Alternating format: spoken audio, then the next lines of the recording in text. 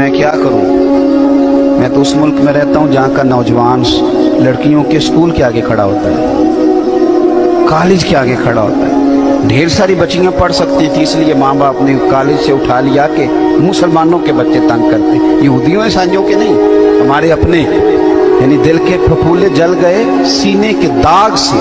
और देखो मेरे घर को आग लग गई, घर के हमारे बच्चे। और याद रखना, जिसके घर में बेटी होती है ना, मैंने अपने सर पे कभी बड़े बाल नहीं रखे, छोटे से बाल रखता हूँ। मेरी 7 बहनें। एक दिन मैं सड़क पे खड़ा था, शायद 6ठी क्लास में पढ़ता था, तो मैंने बालों को बड़ी कंघी की, जेब में कंघी होती है, एक वक्त होता है ना बंदे को। मैं कंघी कर रहा था तो मेरे अब्बा जी भैंसों का चारा लेके आ रहे थे, तो एक बात उन्होंने मुझे सड़क पे बुला के कही।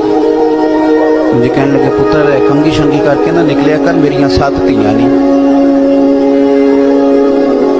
अगर तू किसी के घर देखेगा तो पता नहीं क्या बनेगा। वह खत्म हो गई बात, कभी बाल ही नहीं रखे, खत्म हो गई बात उसके बाद, और कभी ख्याल ही नहीं आया। ये आप अपना घर महफूज करेंगे अगर आप किसी के घर की हिफाजत करेंगे।